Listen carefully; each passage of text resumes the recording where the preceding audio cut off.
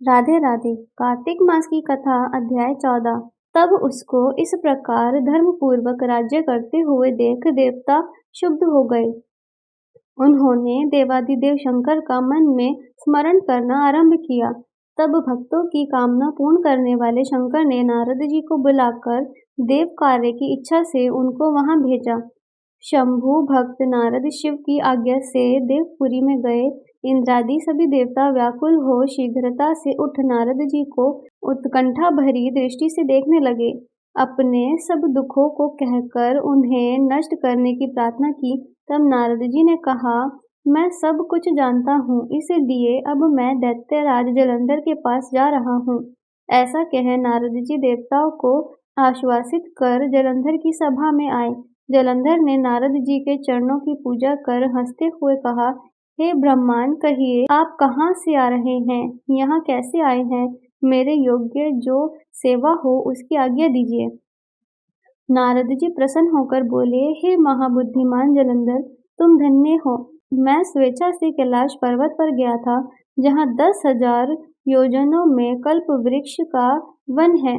वहां मैंने सैकड़ों कामधेनुओं को विचरते हुए देखा तथा यह भी देखा कि वह चिंतामणि से प्रकाशित परम दिव्य अद्भुत और सब कुछ सुवर्णमय है।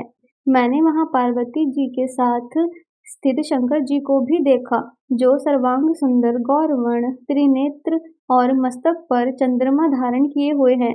उन्हें देखकर मुझे बड़ा आश्चर्य हुआ कि इनके समान समृद्धिशाली त्रिलोकी में कोई है या नहीं। हे दैत्येंद्र, उसी समय मुझे तुम्हारी स्मृति का स्मरण हो आया और उसे देखने की इच्छा से ही मैं तुम्हारे पास चला आया हूँ। यह सुन जलंधर को बड़ा हर्ष हुआ।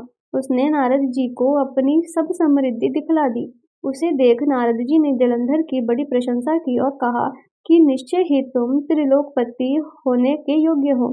ब्रह्मा जी का हंस युक्त विमान तुम ले आए हो और भूलोक, पाताल और पृथ्वी पर जितने भी रत्नादि हैं सब तुम्हारे ही तो हैं। ऐरावत, उच्चैश्रवा, घोड़ा, कल्पवृक्ष और कुबेर की निधि भी तुम्हारे पास है। मणियों और रत्नों के ढेर भी तुम्हारे पास लगे हुए हैं। इससे मैं बड़ा प्रसन्न हूँ, परंतु तुम्हारे पास कोई स्त्री रत्न नहीं है। उसके बिना तुम्हारा यह सब फीका है। तुम किसी स्त्री रत्न को ग्रहण करो। नारद जी के ऐसे वचन सुनकर दैत्यराज काम से व्याकुल हो गया। उसने नारद जी को प्रणाम कर पूछा कि ऐसी स्त्री कहाँ मिलेगी जो सब रत्नों से श्रेष्ठ हो। नारद जी ने कहा, ऐसा रत्न तो कैलाश पर्वत में योगी शंकर के पास ही है। उनकी सर्वांग सुंदर पत्नी देवी पार्वती बहुत ही मनोहर है। उनके समान सुंदरी मैं किसी को नहीं देखता। उनके इस रत्न की उपमा तीनों लोकों में कहीं नहीं है।